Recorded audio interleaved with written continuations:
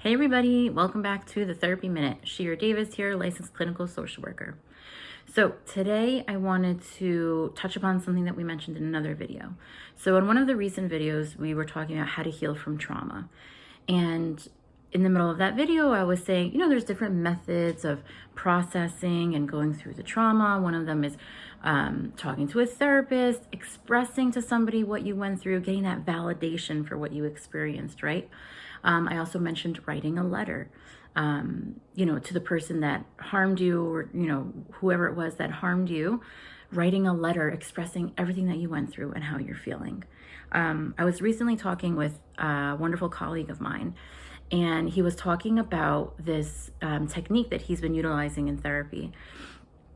Very interesting technique, basically called the campfire. And I just want to, touch on one little tiny little aspect of it that one part of it that I really, really loved.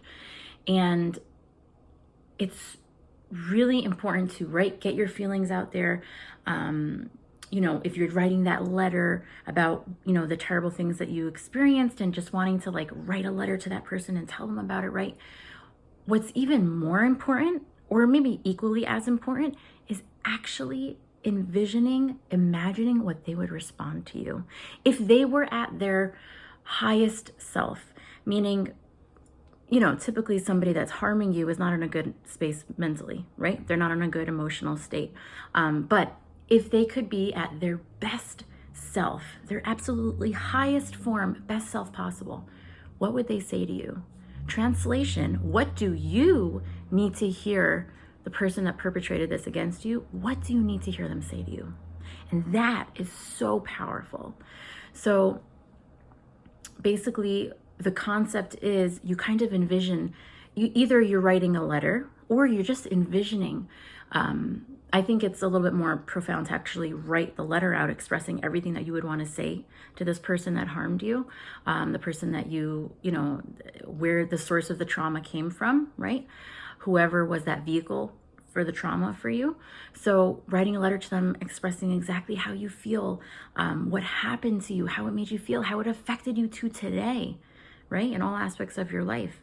So you could write that letter out to them, or you can envision yourself telling it to that person. And then here's the next part, which is super, super important, right? You want to imagine what they're going to say back. So if you're imagining this, you're going to see them in front of you, and you are going to hear them tell you exactly what you need to hear. It could be anything. It could be, you're right, I was wrong. It could be, I was an absolute horrible, terrible person. It was terrible that I did that to you. You did not deserve it at all. And I know it maybe does not mean much to you, but I sincerely apologize, and I will live with this for the rest of my life. Who knows? Whatever it is that you need to hear. It wasn't your fault. You did nothing wrong. It was all on me. Whatever you need to hear. Or if you're doing the letter form, you're going to actually write back. Like they're going to be writing a letter back to you, where they're going to tell you exactly what you need to hear. I think it's so profound and powerful to write things out. It's so cathartic. It's so powerful. But you can either visualize it all, or you can actually write it out, a letter to the person, and the person writing back to you. So that's just one technique that you can use to kind of process and slowly heal from past trauma that you've been through. So validating, getting that validation out there, like, yes, I went through this. This was terrible, and getting it all out there.